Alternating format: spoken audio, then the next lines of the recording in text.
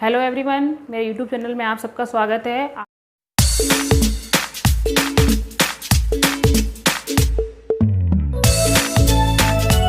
आज हम पढ़ेंगे कक्षा 7 हिंदी संकल्प का पाठ 3 नमक का दयोगा।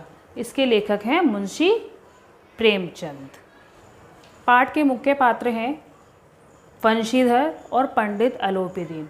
वंशीधर जो हैं बहुत ही ईमानदार व्यक्ति हैं और अपने सभी कार्य पूर्ण ईमानदारी के साथ करते हैं। और पंडित अलोपीदीन ये दातागंज के प्रतिष्ठित जमींदार हैं जो भ्रष्टाचार और रिश्वतखोरी में लिप्त रहते हैं और सभी कार्य अपनी आसानी से करवा लेते हैं। आइए पहले पाठ का प्रतिपाद्य समझ लेते हैं। इस कहानी में रिश्वतखोरी और भ्रष्टाचार का इस प्रकार वर्णन किया गया है मानो ये कोई अपराध न होकर कोई उपलब्धि हो। यानी रिश्वतखोरी और भ्रष्टाचार इस तरीके से दिखाया गया है कि इसके बिना तो इस संसार में कुछ हो ही नहीं सकता है। सद्गुणों अर्थात अच्छे गुणों के स्थान पर दुर्गुणों, बुरे गुणों, अच्छे गुण जो हैं वह वंशीधर के हैं और बुरे गुण जो हैं पंडित अलोपीदीन के हैं। इस प्रकार सद्गुणों के स्थान पर दुर्गुणों को ही जीवन का आधार माना जाने लगा है। अर्थात जितना ज़्यादा हम बुरे कार्य करेंगे उतना ही हम इस संसार में उपलब्धि प्राप्त कर सकते हैं, ऐसा इस कहानी में दिखाया गया है। लेकिन अब भी ऐसे व्यक्तियों की कमी नहीं है जो अपने कर्तव्य और धर्म पर डटे हैं। यह पंक्ति कही गई है वंशीधर के लिए, क्योंकि वंशीधर ऐसे व्यक्ति थे जो अपने कर्तव्य और धर्म अर्थात अपनी ईमानदारी के लिए सदैव तत्पर रहते थे और अपना चाहे वो कितनी भी बड़ी मुसीबत में फंस जाएं, लेकिन वो कभी भी गलत कार्य नहीं करते थे। आइए बच्चों, अब पाठ को विस्तार से पढ़ते हैं। प्रस्तुत पाठ में ईश्वर प्रदत्त वस्तु जो नमक है उसका नया विभाग बना है। तो लोगों ने क्या किया है, नमक की चोरी करना शुरू कर दिया है। अब जितने भी सरकारी नौकरी में जाना चाहते हैं वो सब नमक विभाग में दारोगा का पद पाने के लिए लालायित हैं। यानी वो ये इच्छा रखते हैं कि हमारी नौकरी तो लगे परंतु नमक के विभाग में लगे, क्योंकि नमक के विभाग में ऊपरी आय ज़्यादा है अर्थात रिश्वत अधिक प्राप्त कर सकते हैं। तो उन्हीं में से एक हैं वंशीधर, जो नौकरी के लिए इधर उधर भटक रहे हैं और संयोग से उनकी नौकरी नमक विभाग में लग जाती है और वो दारोगा के पद पर विराजमान हो जाते हैं।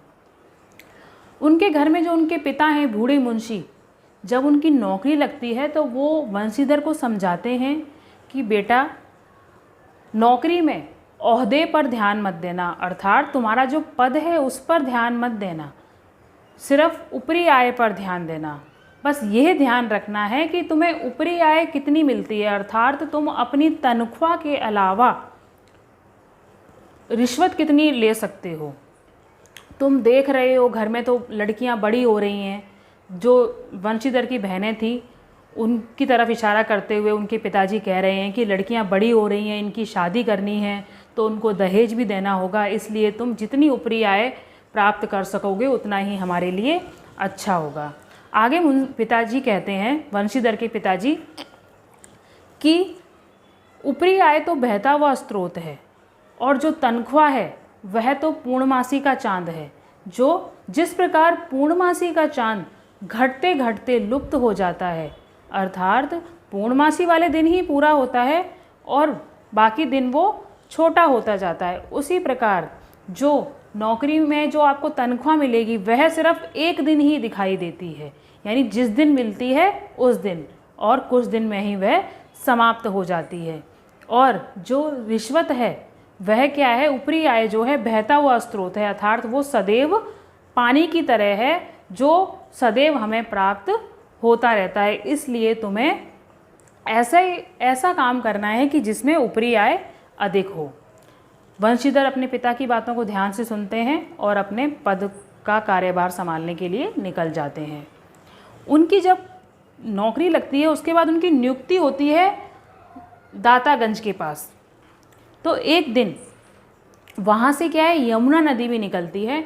एक दिन वो यमुना नदी के किनारे जो उनको कमरा मिला हुआ होता है वहाँ पर वो आराम कर रहे होते हैं। तभी उनको अचानक से पानी की आवाज़ की जगह, जैसे यमुना नदी का पानी बहता है तो वो आवाज़ करता है, लेकिन उस पानी की आवाज़ की जगह उन्हें गाड़ियों की गड़गड़ाहट और मल्लाहों अर्थात जो नाव चलाते हैं या उनका शोर सुनाई देता है।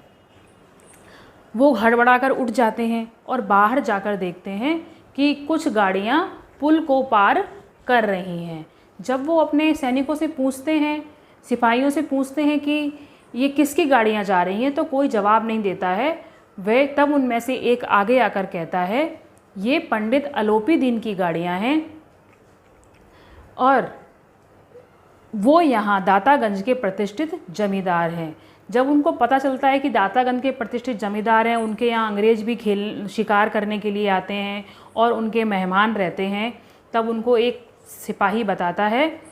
तब उसके बावजूद भी वो गाड़ियों को रुकवाते हैं और पूछते हैं कि ये गाड़ियाँ कहाँ जाएंगी।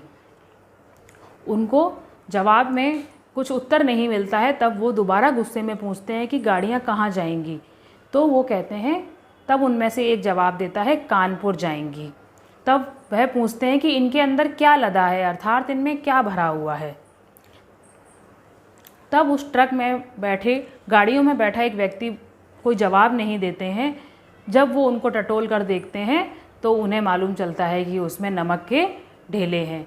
जैसे ही यह बात पंडित अलोपी दीन को पता चलती है, वह पीछे ही दूसरे रथ में सवार होकर आ रहे होते हैं। जब एक गाड़ीवान उनको बुलाने के लिए आता है तब वह आधी नींद में होते हैं और उनको आकर कहते हैं कि दरोगा जी ने गाड़ियाँ रोक दी हैं। लेकिन अलोपी दीन घबराते नहीं हैं, क्योंकि उनको लक्ष्मी पर अखंड विश्वास था। लक्ष्मी अर्थात पैसा। उनको ये लगता था कि मैं किसी को भी पैसा दे के उसको खरीद सकता हूँ, लेकिन ऐसा नहीं था। वह जाते हैं और वंशीधर से कहते हैं कि हमारी गाड़ियाँ क्यों रोकी। तो वंशीधर उनको जवाब में कहते हैं सरकारी हुक्म है। तो वो कहते हैं कि हमने ऐसा क्या जुर्म किया है जो हमारी गाड़ियाँ रोक दी गई हैं। आप और हम तो आपस में मिलकर इस बात को ख़त्म कर लेते हैं। तब वंशीधर जी रुखाई से कहते हैं कि ये गाड़ियाँ आगे नहीं जाएंगी क्योंकि ये काम गैर कानूनी है। वंशीधर ने पंडित अलोपी दीन को कहा कि हम उन नमक हरामों में से नहीं हैं जो कौड़ियों के भाव बिक जाते हैं, और अपने जमादार बदलू सिंह को कहा कि पंडित अलोपी दीन को हिरासत में ले लो।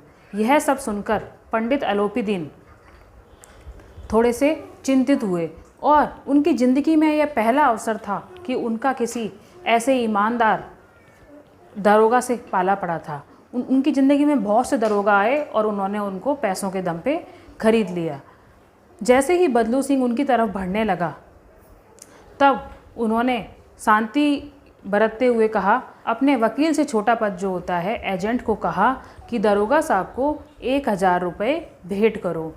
यह बात सुनकर वंशीधर और भी गुस्सा हो गए और उन्होंने कहा कि आप मुझे 1000 तो क्या, यदि 1 लाख रुपए भी देंगे तो भी मैं अपनी ईमानदारी के पद से पीछे नहीं हटूंगा। तब पंडित अलोपी दीन ने थोड़ा नरमी बरतते हुए कहा, 1000, 10,000, 20,000, 15,000, 25,000 देने को तैयार हो गए, परंतु वंशीधर तब भी तैयार नहीं हुए और अंत में पंडित अलोपी दीन ने 40,000 रुपये देने की बात कही। तब भी वंशीधर टस से मस नहीं हुए। उन्होंने कहा 40,000 तो क्या, चाहे तुम मुझे 40 लाख भी दोगे तब भी मैं अपनी ईमानदारी का कर्तव्य नहीं छोड़ूंगा। उन्होंने फिर से अपने जमादार बदलू सिंह को कहा कि इन्हें गिरफ्तार कर लो, और उनके हाथों में बेड़ियां डाल दी गईं। यह सब देखकर सुनकर उनको चक्कर आ गया और वो वहीं पर मूर्छित हो गए, अर्थात बेहोश हो गए। दुनिया सोती थी पर दुनिया की जीभ जागती थी। सुबह उठते ही चारों तरफ यही बात हो रही थी, लोगों के मुंह पर यही था कि इतने रईस प्रतिष्ठित जमींदार होते हुए भी ये दरोगा के हत्थे कैसे चढ़ गए, क्योंकि सब जानते थे कि उनके सामने किसी की नहीं चलती है। फिर ये दरोगा से कैसे हार गए। जब उनको सुबह अदालत में ले जाया जा रहा था तो वो लज्जा से उनकी गर्दन झुकी हुई थी और वह भूखे शेर के समान हो रहे थे। लेकिन जैसे ही अदालत में ले जाया गया, वहाँ पर जितने भी वकील और पुलिस वाले थे वे सब पंडित अलोपीदीन की ही तरफदारी करते थे। वंशीधर के पास केवल अपनी ईमानदारी के अलावा कोई भी हथियार नहीं था, क्योंकि उनके साथ उनका साथ देने के लिए कोई भी नहीं था। वकालत हुई, बहुत सी दलीलें पेश की गई, परंतु अंत में मजिस्ट्रेट ने यही फैसला निकाला कि वंशीधर से गलती हुई है और भविष्य में वे ऐसे प्रतिष्ठित आदमी पर उंगली उठाने से पहले पूरी कार्रवाई कर लें, अर्थात जांच पड़ताल कर लें। और पंडित अलोपीदीन को बाइज्जत बरी कर दिया गया। उस दिन वंशीधर को दुनिया का विचित्र अनुभव हुआ। उन्होंने देखा कि जितने भी यहाँ पर कर्मचारी काम करते हैं वह सब लालची धोखेबाज हैं, वह सब भ्रष्टाचार और रिश्वतखोरी में लिप्त हैं। आप उनसे किसी भी प्रकार की कोई भी उम्मीद नहीं कर सकते हैं। कुछ दिनों बाद वंशीधर घर पे थे और उनकी मुअल्तली अर्थात अस्थायी रूप से पद से हटाना, उनको पद से हटा दिया गया था। जो वंशीधर दरोगा के पद पर थे उनका पद छीन लिया गया था। यह सब सुनकर वंशीधर के पिताजी को बहुत बुरा लगा और वो अपने आप को कोसने लग गए कि किस घड़ी में मैंने इस मनहूस को पैदा किया था। भाई, मैंने सोचा था कि बेटा 4 सुख के दिन दिखाएगा, लेकिन इसने तो इज्जत भी मेरी धूल में मिला दी। अदालत की कार्रवाई को 1 सप्ताह बीत गया। उसके बाद एक दिन बूढ़े मुंशी, जो वंशीधर के पिता हैं, आंगन में बैठे माला जप रहे थे। तभी उनके घर के द्वार पर आकर एक रथ रुका। रथ में से पंडित अलोपीदीन निकले। जैसे ही वंशीधर के पिताजी ने उन्हें देखा तो वह प्रसन्न हो गए और अपने पुत्र को कोसते हुए कहने लगे कि और क्षमा मांगने लगे कि ऐसा बेटा भगवान किसी को न दे, इससे अच्छा तो भगवान मुझे निसंतान रखे। अलोपीदीन ने कहा, ऐसा पुत्र तो किस्मत वालों को मिलता है, आपका पुत्र तो एक रत्न के समान है। पंडित अलोपीदीन फिर वंशीधर के पास आए और कहा, दरोगा जी, इसे खुशामद ना समझिएगा। उस दिन आपने मुझे हिरासत में लिया था और मैं आज अपनी स्वेच्छा यानी अपनी इच्छा से आपकी हिरासत में आया हूँ।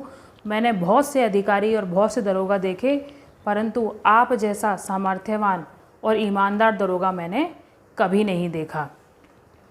वंशीधर को तो जो उनके पिता उनकी ठकुर सहाती अर्थात जो उनका सेवा कर रहे थे पंडित अलोपीदीन की, वह भी असहनीय प्रतीत हो रही थी। उनको लगा कि पंडित अलोपीदीन उनको लज्जित करने आए हैं। लेकिन जब वंशीधर ने उड़ती नज़र से पंडित अलोपीदीन की तरफ देखा तो उनकी आंखों से सद्भाव झलक रहा था। तो गर्व ने अब लज्जा के सामने सिर झुका दिया। अर्थात जो दरोगा जी थे, वंशीधर जी थे, उन्हें भी लगा कि पंडित अलोपीदीन वास्तव में सच्चे मन से उनके घर आए हैं और लज्जित हो रहे हैं। यह देखकर वंशीधर के मन का भी मैल धुल गया और वंशीधर ने पंडित अलोपीदीन से कहा कि मुझसे जो कुछ भी गलती हुई है उसके लिए आप मुझे क्षमा कीजिएगा। मैं उस समय धर्म की बेड़ियों में जकड़ा हुआ था। तब पंडित अलोपीदीन ने कहा, आपको क्षमा मांगने की कोई भी आवश्यकता नहीं है। उस दिन मैंने आपकी बात मानी थी और आज आप मेरी बात मानिए। उन्होंने एक स्टाम्प लगा हुआ पेपर निकाला और वंशीधर के सामने रखते हुए कहा। जब वंशीधर ने उस स्टाम्प लगे हुए पेपर को देखा तो उस पर यह लिखा हुआ था कि पंडित अलोपीदीन ने अपनी सारी संपत्ति का स्थायी मैनेजर वंशीधर को नियुक्त कर दिया था और साथ में 6000 मासिक वेतन और बंगला, रहने को नौकर चाकर और आने जाने के लिए गाड़ी, ये सब सुविधाएं वंशीधर को दी गई थी। वंशीधर यह सब देखकर उनकी आंखों से आंसू निकल आए। वंशीधर ने गंभीर भाव से कहा, वैसे तो मैं आपका दास हूँ, परंतु आपका ये मैनेजर का पद संभालने की ना तो मुझ में विद्या है और ना ही योग्यता, तो आप मुझे इस पद पर नियुक्त क्यों कर रहे हैं। तब पंडित अलोपीदीन ने कलम निकाल कर कहा कि तुम इस मैनेजर के कागज़ पर हस्ताक्षर कर दो और इस पद को संभालो, क्योंकि मुझे उसमें विद्या या बुद्धि की ज़रूरत नहीं है। मुझे ऐसे ही आदमी की तलाश है जो इस कार्य को पूरे धर्म और ईमानदारी के साथ कर सके। उनके आलोपी दीन का अपने प्रति प्रेम देखकर उनकी आंखों से आंसू निकल रहे थे और उन्होंने मैनेजर के कागज़ पर हस्ताक्षर कर दिए। और इसके बाद पंडित आलोपी दीन ने वंशीधर को अपने गले से लगा लिया और आलोपी दीन अपने घर चले गए और वंशीधर ने उनके कार्यभार को संभाल लिया। इस प्रकार बच्चों मेरा पाठ समाप्त होता है। धन्यवाद।